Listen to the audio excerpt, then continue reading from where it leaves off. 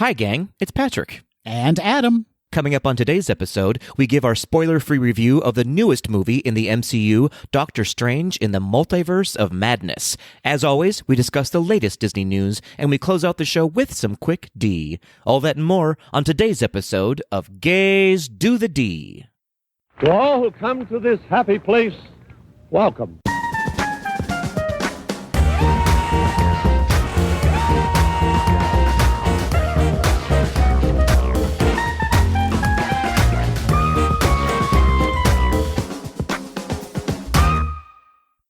Adam, the doctor is in Hummel. Oh, the doctor is in, Patrick, and do I have a prescription for you? I do love pills. Patrick, it's not a cape, it's a cloak, Kazuki. Fashionable, Adam, fashionable. Well, it's that time of year. You know what? You put your capes away because winter's coming to a close, and you bring out your cloaks, your springtime, your summertime cloaks. Shouldn't that be the other way around? Isn't a cloak heavier than a cape? Not in my universe, Patrick.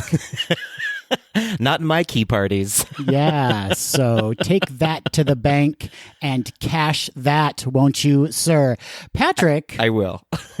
We should address the elephant in the Zoom immediately. We should, indeed. Am I in trouble? Oh, are you talking about it's not Saturday morning, it's Friday evening instead? Friday night GDTD. Things could get wild. It's been so long since we've done a nighttime recording. I'm having a glass of wine. Who knows what's going to happen? Are you mixing that with the pills you love? Always and forever. Good. That's what my prescription said you should do, so you are on the right course for all of your meds. I'm so happy to hear it. Patrick, how are you doing on this Friday evening? Well, as I said, I've had pills and wine, so I'm doing great. I'm going to drive heavy machinery after this. It's going to be a night. Great. I'm glad to hear it.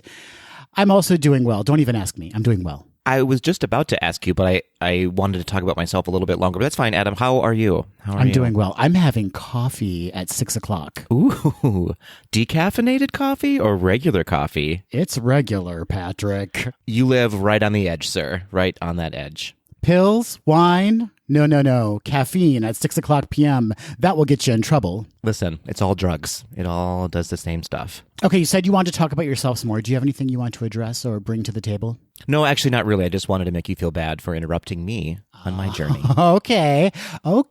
Well, I do feel bad now. I do.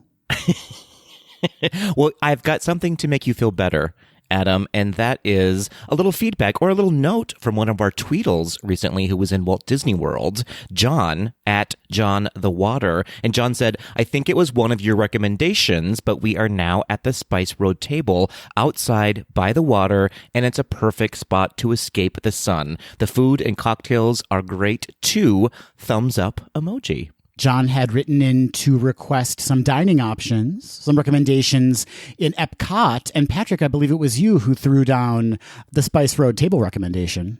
The Tweedles listen to me. They know that I know what's going on in Walt Disney World. Absolutely. Yeah. Well, John, we're glad you enjoyed Spice Road Table, and we hope you're having a fantastic time in Walt Disney World. This is John's first trip back in years because he hasn't been back since the pandemic. Amazing. I hope you had so much fun or are having. I think you're probably still there right now. I hope you're having a great time.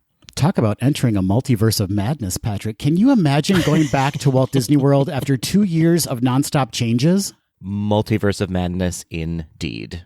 And speaking of madness, May is Mental Health Awareness Month, Patrick. What a transition. What a great transition. Thank you so much. You know what? As a person who struggles with anxiety and depression, I think I'm allowed to make a little joke about mental health awareness because I have been on a journey and I'm going to give myself that permission to laugh about it, Patrick.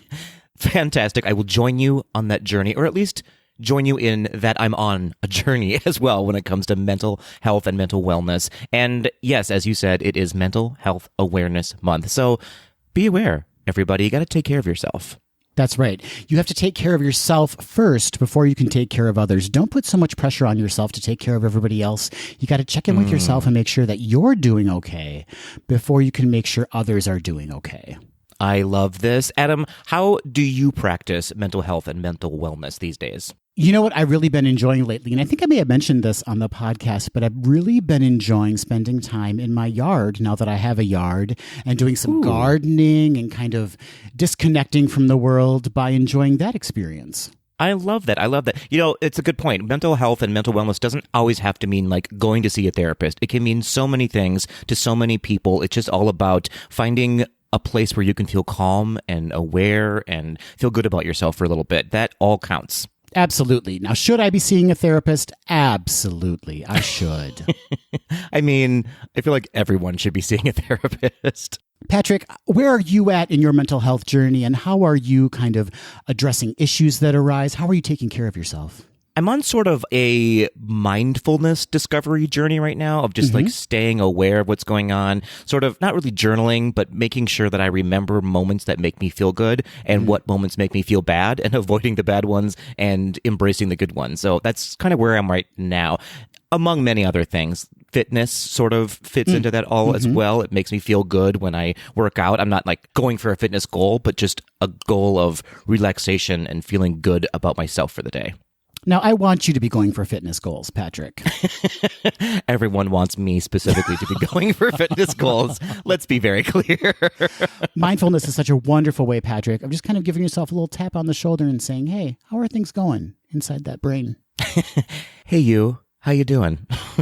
It's been a while. Good to see you. This feels like a Judy Blume book. I think you may have hit the nail on the head, Patrick. Mindfulness, mental health, mental awareness are absolutely Judy Blume books. She walked so we could run. That's right. Super fudge? No. Super health. Super mental health. Oh, where are we? What's happening? It's a Friday night. It's absolutely true. Of course, there are many resources out there that you should all investigate, and send us your suggestions for some resources. But we are recommending going to the National Institute of Mental Health website, where there are plenty of resources available there. You can go to nimh.n as in Nancy, ih.gov. NIM. The Rats of NIM. Ooh, I want to watch that now. It's very sad. It's so sad. Don't go back to that. It is very sad. It's also not Disney, so we can't talk about it here on this podcast. You're right, but there is that Don Bluth connection, so we could make it work. It's true. It's very true. And in all seriousness, if you are in need of immediate assistance, we want you to reach out to the National Suicide Prevention Lifeline. You can do so by calling 1-800-273-TALK. That's 8255. And if you speak Spanish, you can call the number 1-888-628-9454. And have those numbers available. You may know somebody who wants to reach out and get help, and it's great to be a resource for other people as well. So well said, Patrick. We should also bring up that May is also Asian American and Pacific Islander Heritage Month. Yes, it is. Yes, it is. There is a really wonderful website out there that has so much information about all of the wonderful contributions that our Asian American and Pacific Islander brothers and sisters are providing to us that I sadly was not aware of, but have been digging into it. And it's a beautiful website, first of all, but all of the information on there is fantastic. If you want to go to asianpacificheritage.gov, you, I promise, will learn a ton by going there. Learn a ton. Won't you educate yourself? Do it. Educate yourself immediately, and very topical, also not Disney, but I have to say, if you have not seen Everything Everywhere All at Once, go see this movie. It is written and directed and produced and acted by a full Asian American cast, and it's absolutely beautiful. One of the best movies I've seen in a very long time. We're so movie forward these days. Don't you feel that? It's getting warmer, and I'm watching more movies, so I don't know what's going on. I do. It's the time of year when us pasty pale people like to shun the sun and just kind of draw our curtains and stay in the air conditioning. Oh, good times, good times. We're full of information today, Adam, just full of information. Let's keep that information going, shall we? Let's do a little plug for ourselves. We should do that. I've never felt that we shouldn't be doing that at any given moment. Like, I feel like we plug ourselves on a regular basis. So is this anything new? Go plug yourself, Adam. Go plug yourself. I will go plug myself, Patrick. No, but what I'd rather plug, Patrick, is a very exclusive event that we are going to be co-hosting with Wishful Thinking. That's right. That's right. And by exclusive, you mean a very inclusive social event that we'll be co-hosting with the delightful Chris from Wishful Thinking. We are co-hosting, Chris and I, in Walt Disney World at the Splitsville Luxury Lanes within Disney Springs, an evening called Enchanted Pride. It'll be a cocktail hour. It'll feature yours truly and Chris, as I said, from Wishful Thinking, sort of bringing both of our worlds together, celebrating Pride in Walt Disney World, and hopefully raising funds for Equality Florida. It's Friday, June 3rd, 2022, from 5 o'clock p.m. to 8 o'clock p.m. Eastern Time. So if you happen to be in Walt Disney World for Gay Days, if you happen to live in the area, please consider purchasing a ticket because everybody, 100% of the proceeds from the event will be going to Equality Florida. Indeed, they are. So the event is only $20, and what does that get you? Well, it gets you a chance to meet me, and so that's really worth it right there. You'll also likely, if I have enough, get a button at the door, a GDTD button. Everybody will also be treated to some snacks and some hors d'oeuvres. We're hopefully going to get a speaker from Equality Florida there to talk a little bit about the work that they're doing and why it's so important to donate to them right now, right here, right now. You'll also be entered in some raffles, and if you make additional donations at different tiers, you will be entered into raffles for very exclusive and high quality items. Whetting our appetites, Patrick. I love it. On top of that, it's just a wonderful way to kick off your Gay Days experience, and you'll have the opportunity to meet some wonderful new friends at the event. That is true. That's very true. How can you purchase a ticket, you may ask? Well, I have the answer for you. You can either go to gazetothed.com and click on Enchanted Pride, or you can head over to the Wishful Thinking website, which is wishful-thinking.com. From there, you'll find a little button you can click, and it'll take you right over to the event website where you can purchase a ticket. Now, if you can't go, but you still want to donate to the event, you can purchase a ticket and just put in the note, I will not be attending, but please fund somebody else's ticket, or just take my money and give it to Equality Florida. And as always, if you want to donate directly to Equality Florida, you are more than welcome to do that, obviously. You can head on over to eqfl.org and make your donation there. But why don't you just stop on by this event and have some fun and meet some really wonderful people, including Chris from Wishful Thinking and the beautiful Patrick Kazuki from Gaze to the D.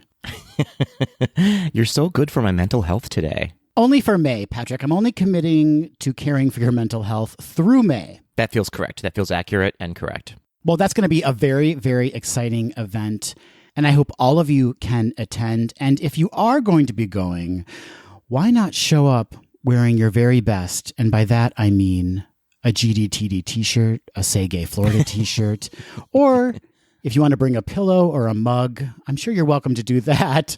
Where am I going with this? I'm going to our merch store because May 11th through the 15th, all items in our merch store will be on sale, including our Say Gay items. And as a reminder, all the proceeds we receive from our merch sales will also be donated to Equality Florida. And on top of that, our merch store host, TeePublic, will donate an additional $1 up to $1,000 for every apparel item we sell through June. We want to donate just a ton of money to Equality Florida.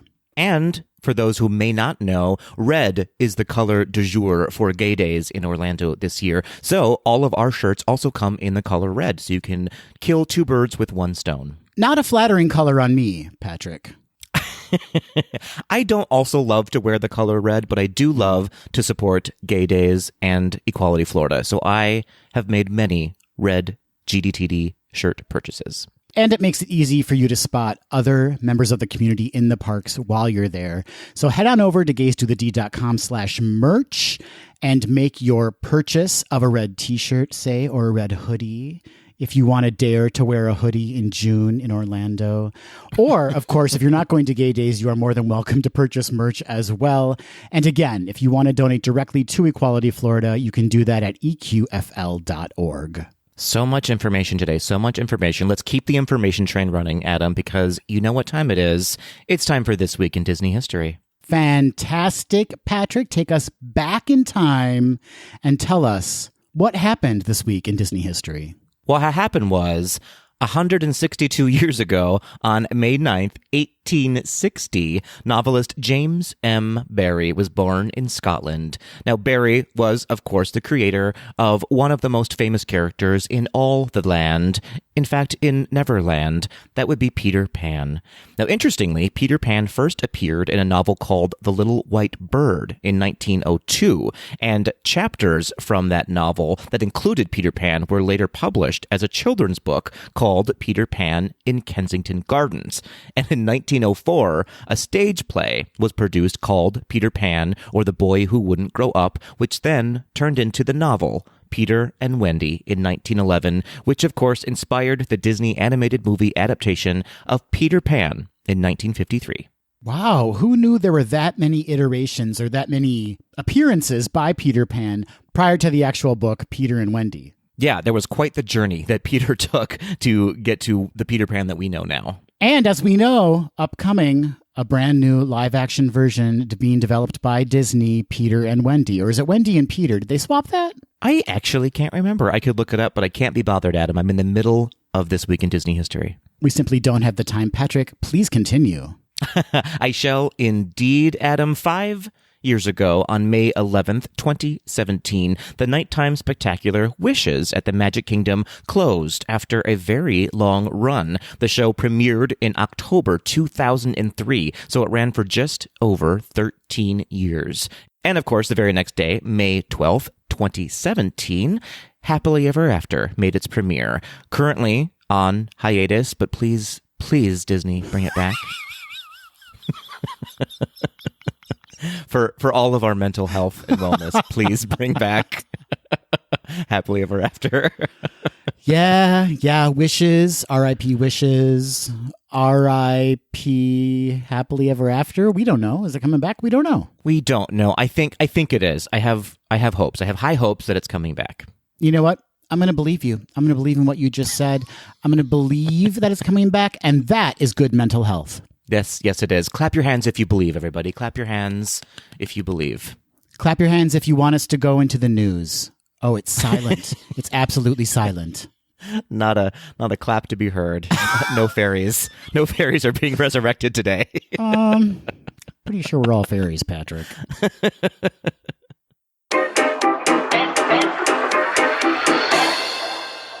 In Walt Disney World news, new concept art for Epcot's World Celebration has been released. The new renderings include a look at the World Celebration Gardens and a new structure called Communicore Hall, where the Communicore West site was. This new hall will be home to festivals throughout the year, potentially hosting artists, food locations, shopping, and an entertainment stage. Noticeably gone from the renderings is the elevated structure from the 2019 plans that would have offered viewing of the nighttime spectacular Harmonious. The renderings also gave us a better look at what the Moana Journey of Water walkthrough might look like, with towering fountains, trails, and rockwork, and potentially a character meet and greet. No word yet on when this walkthrough will be open, but based on current construction photos, it'll likely be sometime in 2023. And over in Hollywood Studios, Disney announced that Fantasmic will finally reopen later in 2022.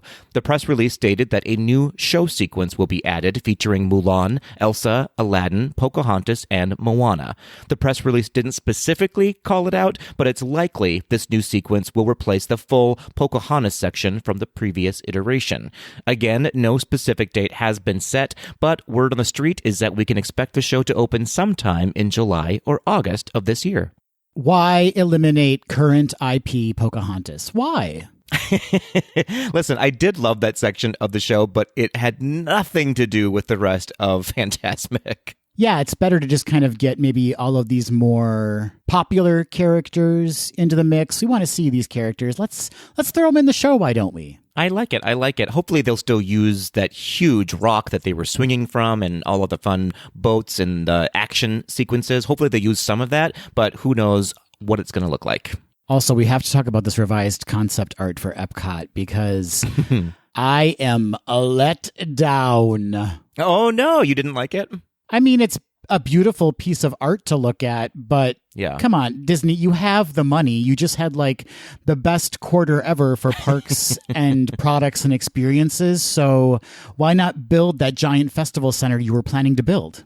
Yeah, I'm interested to know what happened there that they just were like, nah, we're not going to do that anymore. If it just was too big for their britches, or if they were like, we have to get something up and this is the quickest way to do it. And maybe we can look at that down the road. Who knows? I think Chapek happened. I think Chapek is what happened.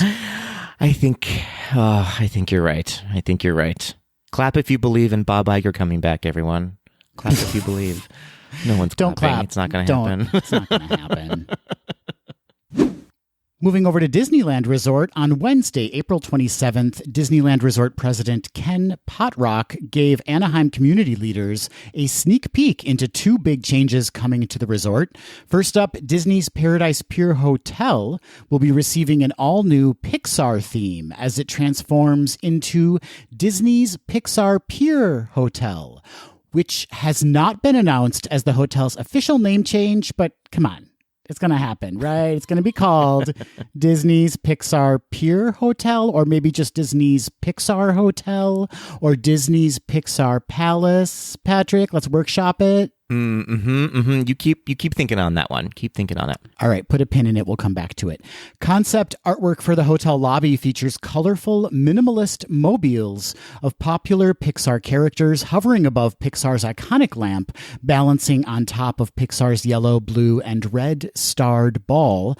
Overall, the hotel will receive some mid-century styling with Pixar icons and elements sprinkled throughout. Given its proximity to Pixar Pier, it's no surprise that Imagineers would tie the hotel to the land. And speaking of that, a walkway is also under construction, which will give hotel guests a convenient entrance to Disney California Adventure. So, Patrick, this is kind of a major win for the hotel, which has not been the best received hotel of all Disney hotels around the world. Fair. Yeah, that's a fair way to say that. For those that don't know, it actually started off not as a Disney hotel, and then Disney acquired the hotel and kind of did some very, very light theming to it. So this will be a nice little upgrade for that property. I think so, and it will still remain a place that I can't afford to stay in, so that's good. It's true. No one likes change. Moving on, Potrock also shared some concept art for what is being developed for the downtown Disney space previously occupied by the AMC Theater and beyond. Retail and dining space with a mid-century light aesthetic will fill the area, as will more green space, a stage, and event space. As for the addition of dining locations, Din Tai Fung, an extremely popular dumpling restaurant, will open another location at Downtown Disney. Chef Carlos Gaitan is bringing high-end Mexican cuisine to the old Catal and Uva Bar locations. The new Paseo and Centrico will still be owned and operated by Patina Restaurant Group. Ralph Brennan's Jazz Kitchen, an existing dining location in Downtown Disney, is sticking around, but will lose its distinctive New Orleans-themed facade for a more generic, modern, and simplified look. And lastly, and most importantly, Earl of Sandwich, Patrick, which was demolished along with the AMC Theater, will rise again as a special pop-up location later this year. Aside from the Paradise Pier Hotel retheming and Downtown Disney news, Potrock also shared that the Disney Vacation Club Tower, being constructed as the fourth tower at the Disneyland Hotel, will be called the Villas at Disneyland Hotel. Points for creativity with that name. He also noted that early entry into the parks would be returning for hotel guests later this summer and would be 7 days a week.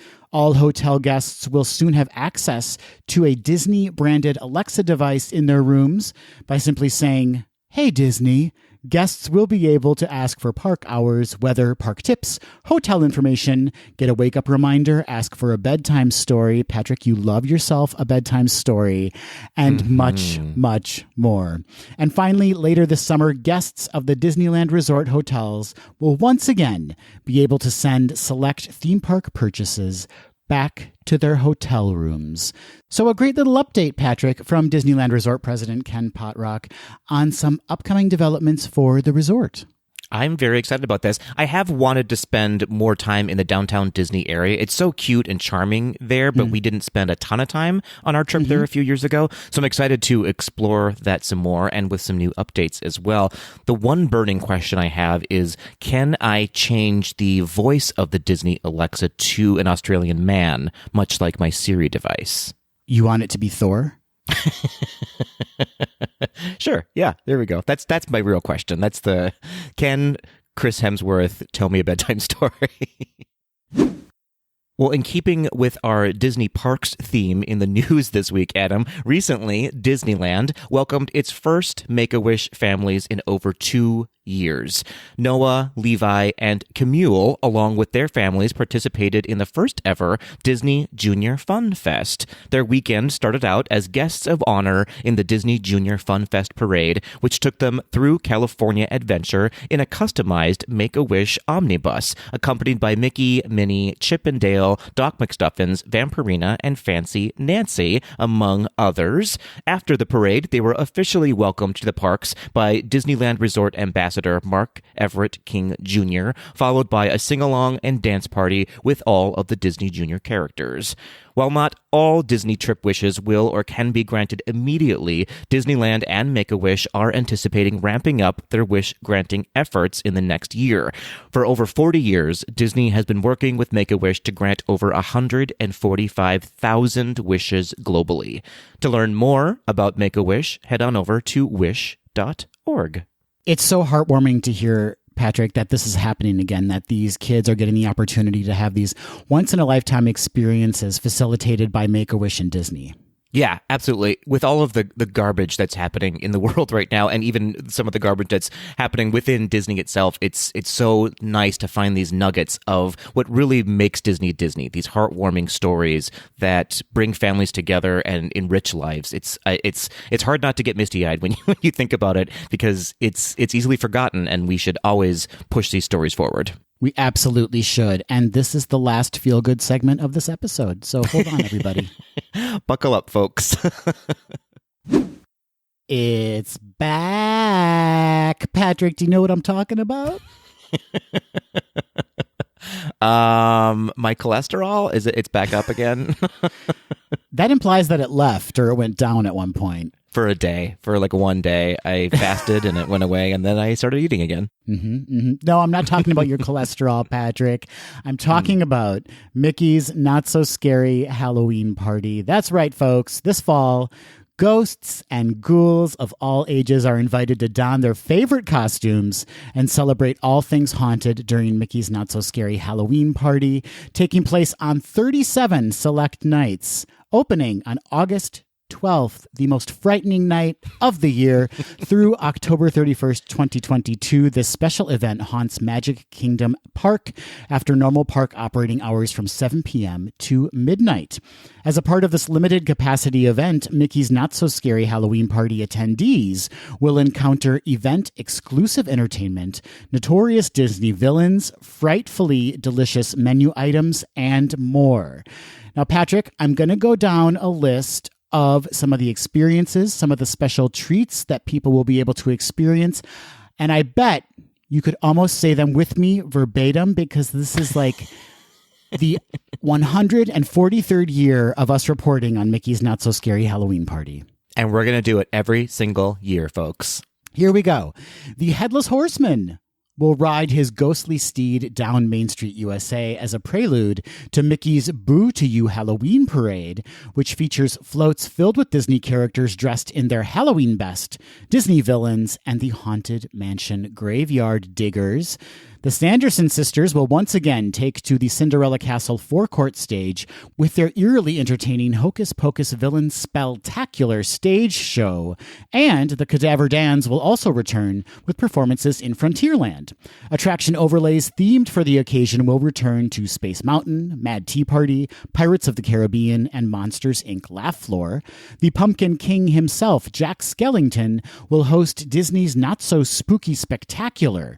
The Can't Miss Nighttime Extravaganza features projections, special effects, and lighting mixed with fireworks, music, and Disney characters. And as always, guests can go trick-or-treating at locations throughout the Magic Kingdom. 2 new additions this year. Guests will receive a reusable trick-or-treat bag featuring a keepsake 50th anniversary celebration and Halloween design, as well as a Halloween-themed 50th anniversary celebration commemorative print. They are really all about the commemorative prints, Patrick. I love a commemorative print. It's like Disney just got an inkjet printer and they were like, make it rain. Make it rain. I haven't seen a printer in so many years. I needed one the other day and it was a real struggle. I'm like, what do I do? I don't even know what paper looks like anymore. Good for you. You're so green, Patrick. Thank and you. In honor of the 50th anniversary celebration, the Magic Kingdom will include event-exclusive step-in photo opportunities. That's right, folks. Pop into those photos, post them on Instagram, make those TikTok things happen. Tickets for Mickey's Not So Scary Halloween Party may be purchased online beginning May 18th. Guests of select Walt Disney World Resort hotels can begin purchasing tickets as early as May 12th. Ticket prices will range from $109 to $199. Walt Disney World Annual Pass holders and Disney Vacation Club members may purchase specially priced tickets for select dates. For more information about Mickey's Not So Scary Halloween Party, visit DisneyWorld.com and search Mickey's Not So Scary. I love this. Very exciting. It makes me want to make a special trip just to go to this party again. I think you should. Why not? It's been a couple of years for you to experience the full party. Yeah, absolutely. People are going to lose their minds over this. It's going to be very exciting to see all of the fun pictures. This is what Disney does best, these parties. I think they're so thought out and well done. I'm very excited that they are able to happen again.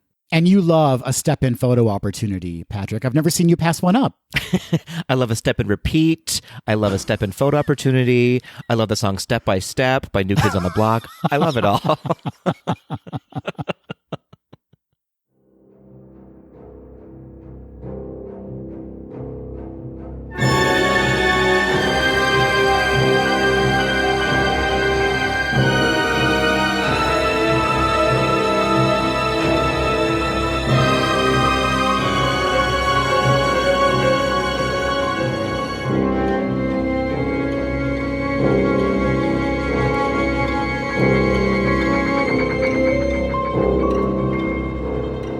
Adam, though we are a full state away, I know that you have just come back from the movie theater, and I can smell the popcorn from here. Patrick, you know with this tiny, tiny waist, I don't eat a single kernel of popcorn.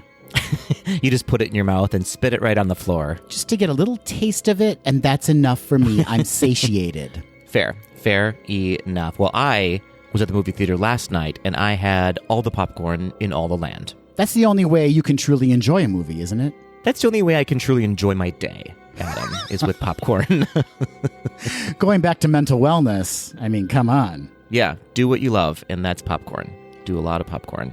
And why? Why were we at the theater? Glad you asked. In case you didn't check out the title of this episode, it is time for us to share our spoiler-free review of the latest addition to the Marvel Cinematic Universe slate of films. I'm talking about Doctor Strange in the Multiverse of Madness. That's right. Marvel's 28th film in the MCU, in fact. The sequel, though certainly not the direct sequel to Doctor Strange, which, believe it or not, everybody, came out way back in 2016. I'm trying to do the math now. That's six years ago. 6 years ago, everybody. And a lifetime ago. Can you even imagine 2016? I'm trying to imagine it, and I don't know. I was so much younger then and appreciated life so much more back then, I feel like. Can confirm you were younger and more loving? Let's not go that far. I didn't say that. All right, before we dig into this, we need to give you a warning. Yes, this is a spoiler-free review, but we may be referencing things that happened in the MCU prior to this film, around this film. So if you are not familiar with the multiple stories going on throughout the MCU, please take note that earmuffs may be required at any given moment. Fair enough. Starting with, I have a new title for this movie, and it's called This Movie is Actually About the Scarlet Witch. I mean, the very best parts of it were, wouldn't you say? I would say, and I'm just going to dive right in. There were not a lot of very best parts of this movie for me when I watched it. I'll take that plunge with you, Patrick. I agree wholeheartedly. I timed a couple of bathroom breaks to moments when the Scarlet Witch was not on the screen. Fair enough. I can't blame him for that. I also had to take a little potty break or just a respite from the movie, I feel like. A stroll out in the lobby, a breather. I went and got a burger, I had some fries and a shake, and then I came back to see what was happening. And I was not lost at all when I came back. Yeah, for a movie that seemingly presents a very complicated plot, it was easy to take a break, jump back in. I will say this, Patrick, I can't remember the last time I actually allowed myself a bathroom break during a Marvel movie. So I think that says a lot about where I was at with Doctor Strange and the Multiverse of Madness. It does. It says a lot about that and about how many drinks you consumed before you watched the movie. I had coffee. God, I've had a lot of coffee today. I got to stop. You're on your own Multiverse of Madness trip right now. I certainly am. Well, I'm looking at the plot description here, Patrick, in IMDb, and it doesn't really do a great job of describing the movie, but I'm going to read it, and I'm going to let everyone decide for themselves whether they think this properly summarizes the movie, whether you've seen it or not, folks. Dr. Stephen Strange casts a forbidden spell that opens the doorway to the multiverse, including alternate versions of himself, whose threat to humanity is too great for the combined forces of Strange, Wong, and Wanda Maximoff. Interesting. That tells a part of the story, but that I would not call that the plot of the story. It also does a pretty good job of lying to you just right in your face. It does indeed. Okay, so let's just call a spade, right? This is going to be an interesting review, maybe a short one, because we already know how we feel. So it seems as though you and I did not love this movie.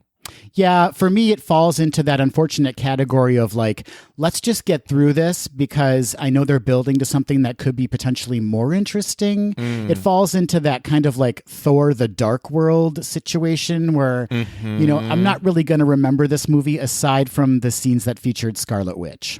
Yeah, that's a fair assessment. I would actually take it a step further. And you know that I'm heated in that I love most movies. I mean, I haven't really panned many movies that we've reviewed here on the podcast. I'm just a very forgiving person, I think, when it comes to films. And this movie just had some unforgivable elements to it for me. And I think that mostly came in with the writing. The script for me was just a piece of garbage. And for me to say that, I feel like says a lot. It does. And I agree, Patrick. I'm less forgiving. I am pure evil. I have a heart of blackness. And I tend to be a little bit to a lot more critical on a lot of the films that we present here on the podcast. But I agree. The script was rough. The jokes weren't landing. And the premise itself was fascinating and could have been so juicy and delicious, but it just fell flat. Yeah, I feel like I kept questioning, why wasn't this just a series? Why didn't they just make this into a series for Disney Plus? They could have fleshed out so many other elements, and there would have been just some bigger surprises, a surprise per episode if you wanted to. It just felt rushed, I guess, or haphazard in a way. I don't know where it really went wrong, other than I just didn't care for this movie, and it kept getting worse and worse as it went on for me. Also agree on that front, Patrick. I think the main issue for me was that I wanted more of an explanation of Wanda or the Scarlet Witch in this movie. And there were just too many forces at play, and I didn't get enough of the kind of tortured mentality she was experiencing. Like, this would have been a great Chekhov play. Like, I wanted a full exploration of Wanda in this movie. I didn't really care about the Doctor Strange elements at all. Yeah, I am with you 100%. And I love Doctor Strange. He's one of my... These two are maybe two of my very favorite characters in the Marvel universe. And somehow throwing them together did not work very well. I tend to not connect with Doctor Strange as much, but Wanda absolutely, particularly after WandaVision, which was such a fantastic series and set up her story arc so wonderfully well. And this was while interesting, while she was the most interesting part, was still kind of a letdown. Like I said, I wanted more. I wanted a deeper exploration. It should have been just a movie about kind of her descent into madness after what happened in Westview. Mm-hmm. Which was already its sort of mental health journey as well for Wanda. So yeah, we already sort of got that with all of what WandaVision was, and we kind of understood that. But the specifics behind her new journey, while laid out, weren't dove into, I guess, as much as I wanted them to be. Now, that being said, Elizabeth Olsen, boy, was she acting her face off. She did a wonderful job with what she was given. But that aside, I could watch her all the time. Just her little nuanced acting was so good and served her very well in this movie. She can produce tears like no one else. She really can. She really can. It's really hard to believe that she's in that Olsen family, but here we are. It's so unfortunate that we're given this wonderful actress. We're given the setup to her. Can I say it? She's the villain in this movie. Can I say that, Patrick? I think it's quite clear even just from the movie poster itself. So this character that we've come to know and love and been on the side of for so long, now we're kind of forced to look at her in a different way, a very interesting way. And Elizabeth Olsen does a wonderful job of portraying a kind of more quiet villainry, if I may say that. Mm-hmm, you may say that. But then again, going back to the script, there's some lines that she has where I'm just like, oof, poor Elizabeth, Elizabeth. Absolutely. All of the actors, poor them, because it just wasn't, I don't know, it was TV writing, but not very good TV writing for this multi-billion-dollar movie. And who, Adam, should we just get into it? Who do we have to blame for this script? Who's responsible for this? Who are we going to call out? Who are we going to absolutely dox? Let's start with the director, Sam Raimi, most notably known for, he's directed a ton of movies, but Spider-Man, the original Spider-Man with Tobey Maguire. Mm-hmm. He did Army of Darkness. He did The Evil Dead. He's done a lot of horror and then a superhero film. Yeah, he has done a lot of horror films, and it showed, I feel like, in this movie as well. In fact, this movie is billed as a sci-fi/horror, I believe, which is a first for the MCU. Which is great. I love with them playing with these genres. It's what they're going to need to do to kind of survive. Mm-hmm. They need to find a way to kind of play with these archetypes of these superheroes, but then introduce them into these kind of new ways of telling the story. So horror, a superhero horror film, I love it. And I thought a lot of the horror elements were really great. I thought they were fun. They were playful. I thought there were some wonderful nods to very classic horror films like Carrie, some of the Ray Harryhausen horror films from the 50s and 60s with their kind of wonderful stop motion special effects. There were some great moments of that in this movie, but it wasn't enough to save the film overall because there were just too many competing elements with the horror. Now, see, I'm on the other side of that. In fact, you just said it right there. I feel like there were too many different competing elements that happened. I caught the Carrie reference, but I also went, ugh, why are they even doing this? It didn't feel good. It just felt like a joke where it wasn't a funny moment. You know what I mean? I just didn't need it. I felt like this movie suffered from trying to be too funny, where it just should have gone full dark and just went there for us. And so when they had moments like the Carrie reference, it felt too clowny to me instead of taking it seriously. If that does that make sense? It does make sense. Yeah. I just want to clarify something. So like the humor that they were trying to convey, I don't even know how to say this, Patrick. It's a confusing mess. But, how other Marvel films, they always have that wink to the audience, right? Like, we know this kind of looks ridiculous. Yeah. That overall was missing. Like, this took itself far too seriously for me. And there was no moment of them saying, we know that we're really pushing this here and we are taking you along on this journey with us. There was no moment, no aside to the audience throughout the entire film. Yeah, that's exactly right. That's why these elements didn't work for me, because they just weren't delivered correctly. And I think that lies, we all know, this cast already is a proven cast, most of them anyways. And so I can't blame them. I have to only blame the director and the writer for this. Great to bring up the writer. The writer was Michael Waldron, who I just realized also appeared in the film. Interesting. He was a bit part in the film. Okay. He was a producer on Loki. He's a producer on Rick and Morty. He also wrote a couple of episodes of Loki as well as Rick and Morty.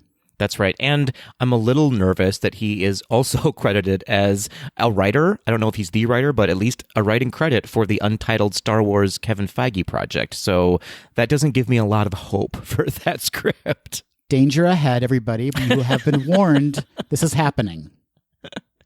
Oh, it's true. It's all true. Now, I will say, although I can't give them any slack on this because this is your job, but the Doctor Strange universe is a hard one to get right. Mm-hmm. I mean, there's a lot going on. There's so many elements. There's so many visual stunts you have to think about. There's so many worlds you have to think about. There's so many universes you have to bring in while protecting the entire MCU, right? And laying a path for what's about to happen in the MCU. So the task is hard, and so I guess I'm confused about why didn't they get somebody a little bit more experienced to write the script for them. I know Sam Raimi is quite experienced. He's not my favorite director. I wouldn't have chosen him for this movie, so it seemed like a miss on pairing these two together for this project. Yeah, I agree. I also thought it would relate back more to Spider-Man No Way Home. Like Spider-Man No Way Home, did you see that, Patrick? Yes. Set up this whole movie, right? I mean, the end of Spider-Man No Way Home basically opened up the multiverse to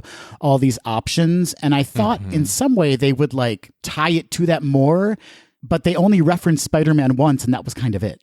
Well, interestingly, I think what happened there is Spider-Man No Way Home, this movie, and Thor Love and Thunder were all filmed sort of at the same time. Mm-hmm. And this movie was supposed to come out before Spider-Man No Way Home. Now, for whatever reason, COVID, I'm assuming, Spider-Man No Way Home was released first. And so I think that reference only happened because they threw this movie after Spider-Man No Way Home. That is shocking to me. I had no idea. So we were going to see this movie, and then we were going to see Doctor Strange trying to keep the multiverse closed after that. Yes.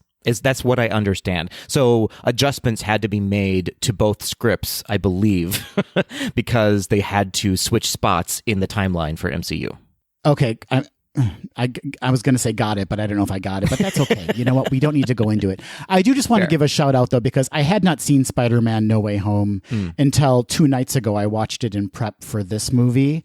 Mm-hmm. And boy, is that a movie. And the last third of that movie is so strong. Like seeing the relationship between those 3 spider people, wonderful. Yeah, that is how you produce a movie that's going to be very complicated plot-wise.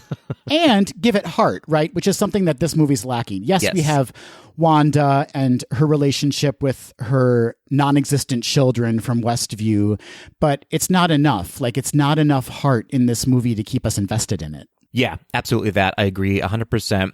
What I loved about the movie, though, was all of the, not Easter eggs, but all of the pop-up appearances, I would say, of characters that we're going to be investigating more in the MCU. Mm-hmm. Possibly. Some of them maybe not. We don't really know, but it was really fun to see. Those scenes were great.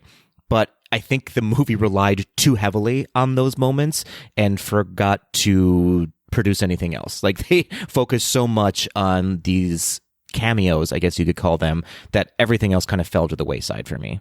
I agree with a caveat, Patrick. I love a pop-up appearance, but I love a pop-up appearance by a character who is portrayed by a non-famous actor. Does that make sense?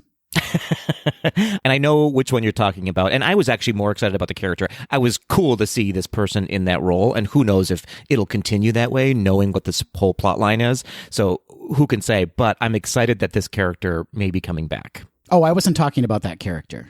Oh. You were talking about the other character that I think you're also talking about. I was talking about the character that appears in the first post-credit sequence. Oh, interesting. Okay, fair enough. Not the character, the person playing the character. Got it. Yes. Is this fascinating to listen to, everyone? 100% no. Hard pass on that. Much like this movie.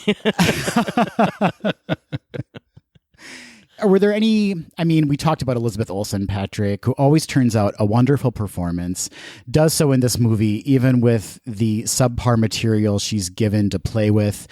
What about some other performances? Were there other kind of standout performances for you? I mean, yeah, as I said, this is a cast of tried and true actors for the MCU and just in general. Benedict Cumberbatch, great. I mean, he's just a wonderful actor. He didn't do anything wrong, I don't think, in this movie. He wasn't given the greatest lines to produce, but he did a good job, and he keeps getting more and more handsome, I think, over the years. I don't know what it is. He started off with amazing cheekbones, but you know how when people get older, their cheeks sink in? He's just winning the older he gets. He's winning. He's absolutely winning. Benedict Wong does a great job. Rachel McAdams, I love her. I could watch her all day long. Just, yeah, the cast is pretty good. I will say there was one standout performance in a bad way for me, and that was the actress playing America Chavez. I did not care for her, and I was upset that this, and I'm sorry to say it, there are so many other wonderful actresses who could have played this role, and they cast somebody who is so green and doesn't give the role the justice it deserves. I agree with you. It was very odd to me. She and Doctor Strange, America Chavez and Doctor Strange, have this kind of, well, very loose father-daughter relationship throughout the film, and there was just no chemistry there. No chemistry whatsoever. And she just, I'm sorry to say, just was not a good actor. She just did not deliver these lines. Were they great lines? No, they weren't great to begin with. But as we saw with the other actors, they at least gave them some depth or did what they could. Mm-hmm. She was not on that level. She was not on that playing field. Maybe she'll get better. I don't know. I just seemed like she just wasn't good enough. And it's a shame because this character is such a good character and is going to play, I imagine, a pretty big role coming up. Very surprising that she was cast.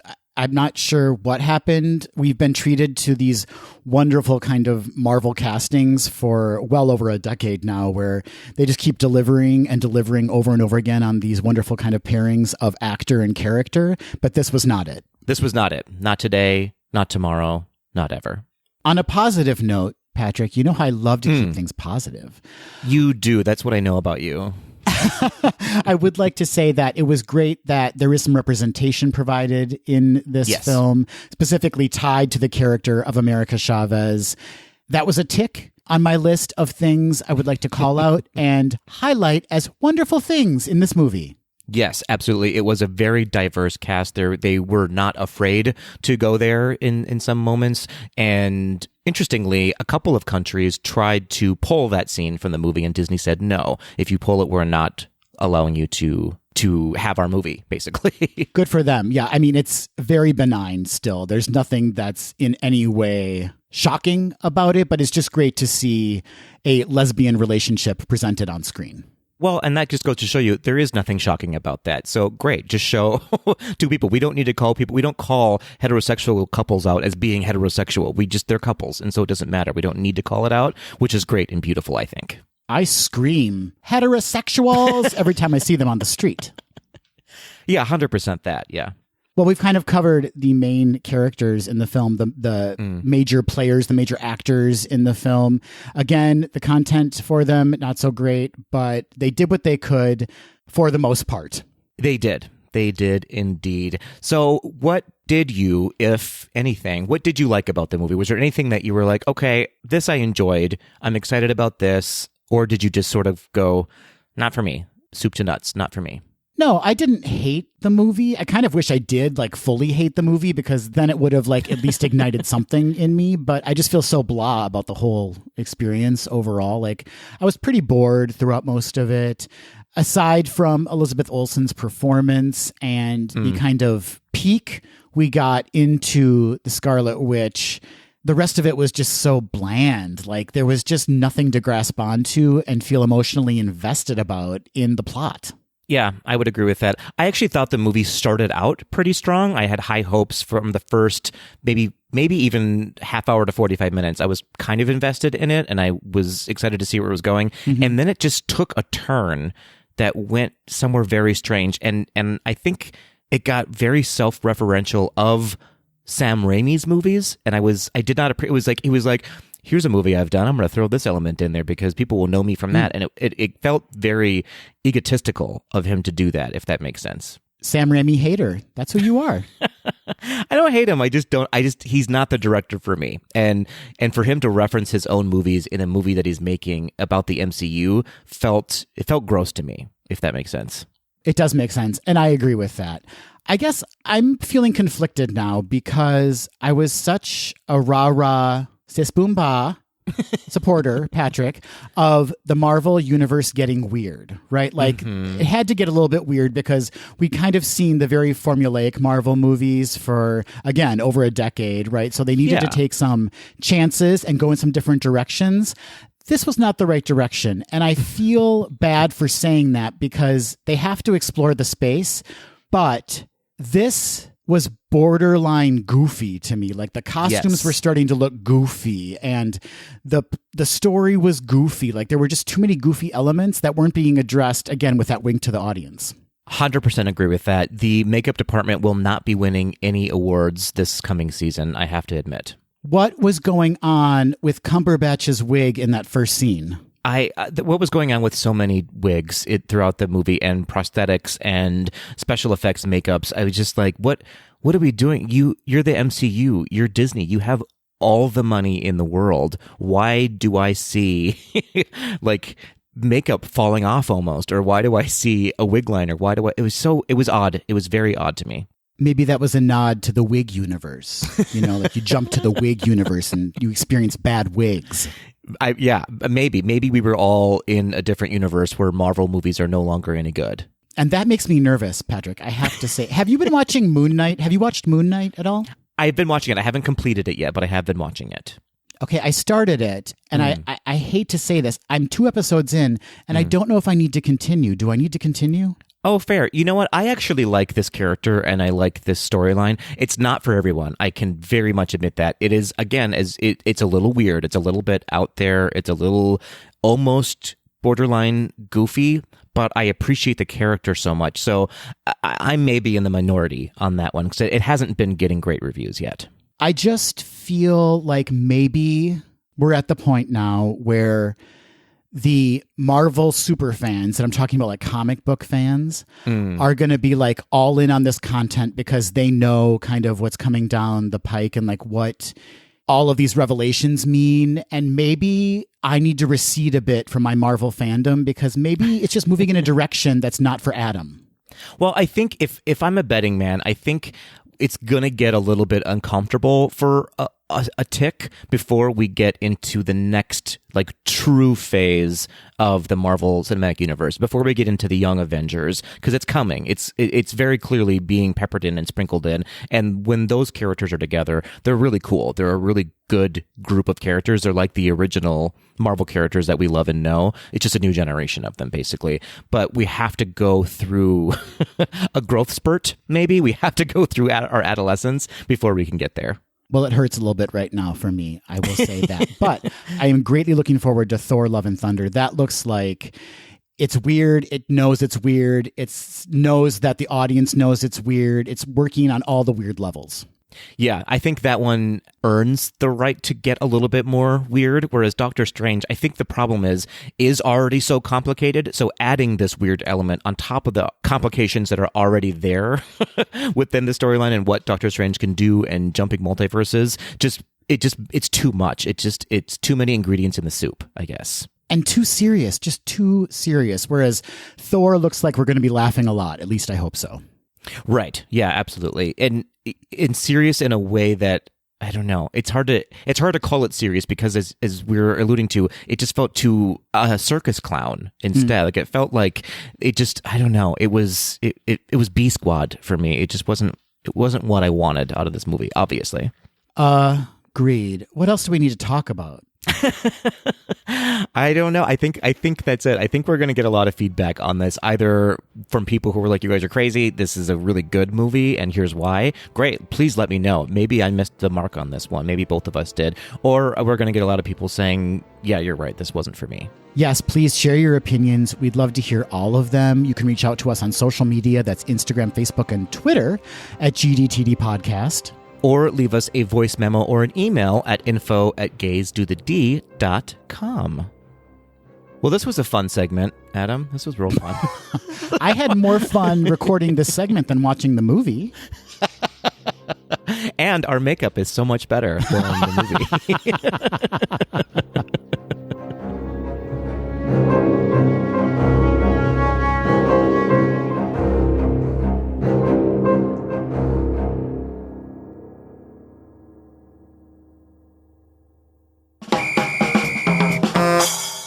Hey, Patrick. Hey, Adam. We've reached the end of this episode, and that means it's time for some quick D before we say goodbye to all of our Tweedle friends. It sounds so ominous. It sounds like forever. Forever. We're heading into the multiverse, never to return. Just kidding.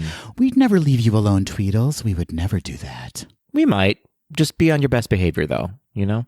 Mind your manners, all of you. That's right. This week, Patrick, we are going to engage in some classic Quick D. And for those that don't know, classic Quick D is when Patrick and I ask each other a question we have not been privy to prior to recording, and we answer it off the cuff. I love it. Off the ever-loving cuff. Adam, who's asking who a question first? You must ask me your question first. You absolutely must. Are you ready, Adam? Ready, willing, and able. Interesting. Okay. I don't know if I've asked you this before, but if I have, come up with a better answer. And if I haven't, come up with a good answer. Okay. All right, here we go. So as you know, the new Magic Band Plus has arrived in parks and has many interactive features throughout the parks. Adam, what are some of the features that our Tweedles may not know about that this new Magic Band Plus does? I don't believe you've asked me this question, so good for you. Thank you so much. Features of the Magic Band Plus. Well, first up, you know what that plus means? It gives you a COVID test. Oh, I love this idea. Yes, it takes your temperature constantly. Slap it on your wrist, takes your temperature, drinks up a little bit of your sweat, and lets you know if you have COVID or if you are free to enter the parks. You have to spit on it a couple times, too. That's right. You have to swab your nose with the Magic Band Plus, spit on it a couple of times, and it will tell you if you have COVID. Oh, none of this is true. Please don't start spitting on your Magic Band Pluses in the parks. Or do. I kind of want to see it happen. Next up, another feature. Oh, good. Magic Band Plus, Patrick, will give you the absolutely magical experience of having an interaction with Figment in Journey into Imagination with Figment. Oh, I love this idea. Okay, what's that interaction going to be, though? Well, have you ever been on E.T. Adventure at Universal, Patrick? I don't like where this is going. I have been on that. You know how at the end, E.T.'s like, Patrick, Adam, Julie. I do know that. Well, Imagineers at Walt Disney Imagineering got wind of that technology, and they implemented it into Journey into Imagination. So he's just going to say our name at the end of it? He's going to say your name at the end of it, yeah. Wow, what a real letdown of something that's going to happen. Dream big is what we're trying to do here. Well, look at the renovation of Epcot in general. Talk about letdown. Fair enough. You know what we should put in here? Some trees in our design. You know what's going to really give this, make people go, ooh, some bushes. Oh, what happened? You have so much money. You can do it all. I don't know why you're not doing it all. Anyway, okay. Back to Magic Band Plus. Finally, Patrick, the last special feature Magic Band Plus will deliver is lasers. You can shoot things with lasers? No one's getting harmed, but there will be lasers. Is it just like a cat toy laser? If you want it to be, it can be a cat toy laser, sure. Okay. Lasers. I did not think that was going to come out of your mouth, but it did. And here we are. Lasers and names. They're going to say your name and shoot a laser. And the COVID test, Patrick. And the COVID test. There we go. Fair enough. This is great. This is all great. I like it. Is this worth the $145 charge for Magic Band Plus? Is that what it cost? That's not what it costs, is it? I thought they were like $30. They're $30, yeah. Okay. But the GDT ones are $139. And 99 cents, yeah. Right. And we did spit on those for you. We pre-COVID tested them for you. That's podcast host spit, everyone. It's just our microphones, basically. It is. It really is. Okay, Patrick, I now have my question for you. Here we go. Patrick, yes. We just wrapped talking about the Academy Award winning film, Doctor Strange in the Multiverse of Madness. And as you know, the multiverse plays a role in that film. Patrick, It's in the title. It's right in the title. In our multiverse, Patrick, or in the multiverses that exist in this real world, Yeah. there are other versions of Patrick and Adam who are also hosting podcasts. Give me a few of those podcast subjects. They are not Disney. What are those other podcasts focus on? Ooh, I like it. Okay. The Patrick and Adam podcast in another multiverse is one where we are simply talking about field mice, Adam. It's a field mice podcast. Okay. I don't think it needs more explanation than that, but I'll give you some more. I'll give you some more explanation. The title of that podcast is called Many Mumbling Mice, the podcast. Also a vocal warm-up. I love it. Also a vocal warm-up. In each universe, we still hold true to our theatrical backgrounds somehow. And so we've named this one Many Mumbling Mice, in which we only talk about field mice, which are currency in that universe. Okay, so it's like non-fungible token or like a Bitcoin or whatever they're called. That's exactly what it is. They're field mice are the Bitcoin in that universe. You have to mine for them. So we're like on the forefront of like a new currency in this universe, but it's field mice. Absolutely that. And we are financial advisors as well. Do you think we have a lot of listeners? I mean, do you think that Adam and Patrick have a lot of listeners? Much like this universe, very few listeners.